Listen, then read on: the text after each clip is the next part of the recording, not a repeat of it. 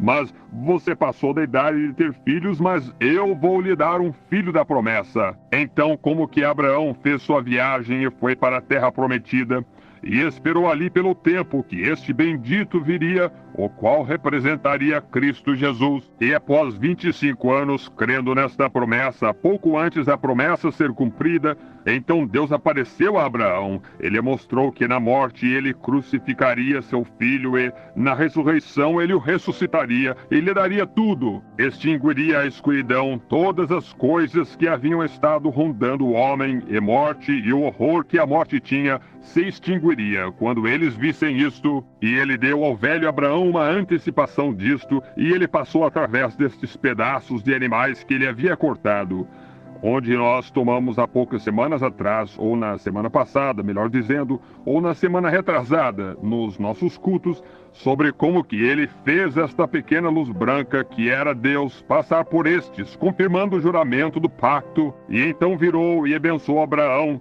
e um velho com 100 anos de idade e uma mulher com 90, voltaram a ser um homem jovem e uma mulher jovem novamente, e geraram um filho, Isaque, o qual dele saiu a semente de Abraão. De Isaque veio Davi, de Davi veio Cristo, de Cristo veio a ressurreição dos mortos, que é promessa gloriosa, como Deus através da era prefigurou todas estas coisas. Então, finalmente, e como temos tomado nestes últimos dias para a base de como que todo o povo, todos os profetas do Velho Testamento, especificaram seu lugar de sepultamento. Hoje vocês vão ao cemitério, muitos de vocês, para colocarem flores aos seus queridos ou em suas sepulturas. Agora observe isto: todos os profetas da antiguidade, não tendo nenhuma escritura para se orientarem como temos, qualquer promessa divina de Deus somente através da liderança do Espírito Santo. Homens do passado, assim movidos pelo Espírito Santo, escreveram a palavra de Deus. Cada um deles, quando eles morreram, eles especificaram que queriam ser sepultados na Palestina. Eles não queriam ser, eles morreram fora da Palestina, muitos deles, mas queriam ser sepultados na Palestina, porque Deus produziu os primeiros frutos da ressurreição na Palestina. Então, quando veio Jesus e eles fizeram com ele o que eles disseram que fariam, quando ele nasceu em Belém, ele entrou pelo caminho da porta do estábulo, saiu através da pena capital. Enquanto ele estava aqui na terra, ele nunca fez uma viagem de 50 milhas em sua vida. Ele nunca foi a parte alguma ao redor da Palestina. Entretanto, a mensagem de seu evangelho tenha viajado a cada fenda e canto do mundo. Ele nunca escreveu um livro em sua vida, embora o livro escrito sobre ele foi o que vendeu mais do que todos os livros em todas as eras, a Bíblia. E, no entanto, ali ele nunca frequentou uma faculdade em sua vida, e mesmo assim mais faculdades foram edificadas em sua honra do que qualquer outra coisa que tenha existido sobre a face da terra, ou qualquer outro nome, ou qualquer outro homem. E ele nunca foi muito longe, e ele viveu uma vida humilde, singela. Caçoaram dele, escarneceram, riram, e ele disse que ele tinha poder para dar sua vida e poder para ressuscitá-la. Qualquer um pode se vangloriar assim, qualquer um pode, mas ele provou seu argumento quando ele ressuscitou na manhã da Páscoa, quando traspassaram suas mãos e seus pés e o seu lado, e uma coroa de espinhos em sua cabeça. E ele morreu ali clamando por misericórdia no Calvário. Quando ele estava na terra, ele parecia um homem e ele agia como homem. E quando ele morreu no Calvário, ele clamou por misericórdia como um homem. Mas quando ele ressuscitou na manhã de Páscoa, ele provou que era mais do que um homem. Ele era Deus. Ele tinha poder para entregar sua vida. Agora, a primeira coisa de manhã, o pequeno grupo de discípulos estava todo magoado. Eles não sabiam o que havia acontecido. Alguns deles queriam voltar para suas redes de pescar. Agora, como uma pequena antecipação do que a morte era, e quão horrível era a morte, e aos fundadores através de nossa religião cristã, como as promessas foram dadas através destes patriarcas que eu mencionei esta manhã. Agora, vamos voltar diretamente ao ponto de origem, onde isto está. Estes pequenos discípulos, depois que o pequeno grupo que foi odiado no princípio, Eles não tinham muitos amigos nesta terra. E qualquer um que serve a Jesus Cristo não terá muitos amigos nesta terra. Você tem que se firmar na sua convicção só. Muitas vezes você tem que ficar sozinho, mas ele prometeu que estaria com você. Eu estarei convosco até o fim. E agora, enquanto eu o vejo, vamos olhar nisto.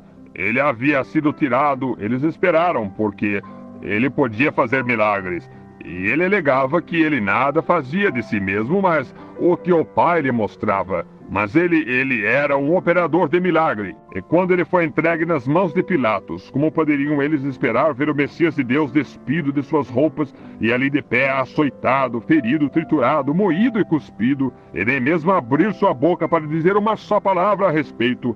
Aquilo havia partido seus corações. O próprio homem, o qual podia estender sua mão e dizer, aquietai, e os ventos e as ondas o obedeciam. Aquele o qual podia parar um cortejo fúnebre, colocar sua mão sobre o caixão e dizer, mancebo, a ti te digo, levanta-te. E ele levantar. Aquele o qual entrou no lar dilacerado, onde uma filha havia acabado de morrer.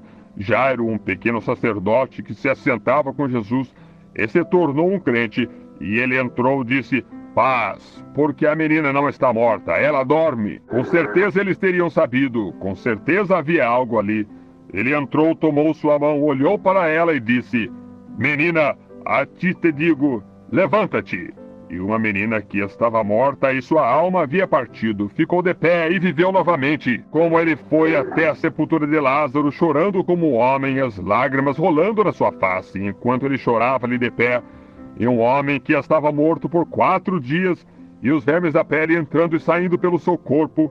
Mas veja-o levantar sua pequena figura assim e dizer, eu sou a ressurreição e a vida. Aquele que crê em mim, ainda que esteja morto, viverá. Quem vive e crê em mim nunca morrerá. Pense nisto, aquele que vive e crê em mim nunca morrerá. Que esperança temos esta manhã, então, quando visitamos nossas sepulturas de nossos amados? Que esperança temos nesta carne mortal hoje, como o Espírito Santo testemunha?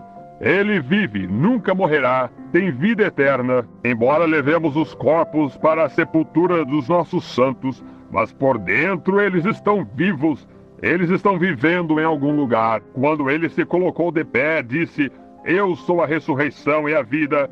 E ali havia um homem deitado, ele disse, tira a pedra. E a contaminação de seu corpo, aquele odor de corpo humano, você sabe o que é. Quando eles levantaram, ora, havia um cheiro nauseante por ali, mas ele falou e disse, Lázaro, sai para fora.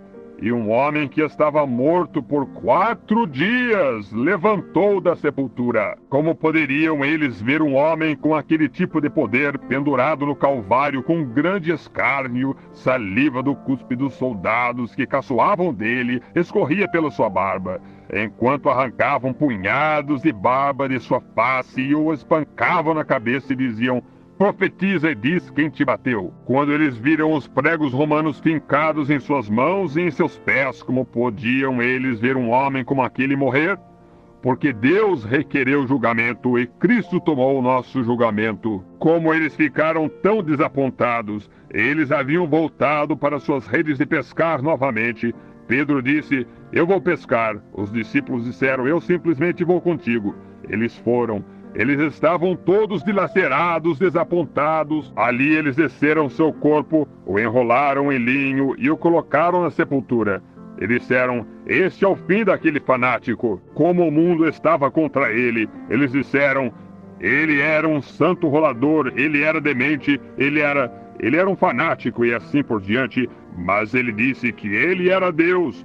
Ele se parecia com ele agia como ele provou que ele era Deus. Isto é correto. Uma mulher disse há não muito tempo atrás, como eu disse isto muitas vezes, ela disse, ele não era divino, irmão Branham. Uma mulher da ciência cristã, ela disse, ele era apenas um homem. Disse, ele era apenas um homem. Eu disse, ele era mais do que um homem, ele era Deus. Eu disse, ou ele era Deus ou um enganador. Ela disse, bem, porque ele chorou na sepultura de Lázaro, ele provou que não era nada a não ser um homem.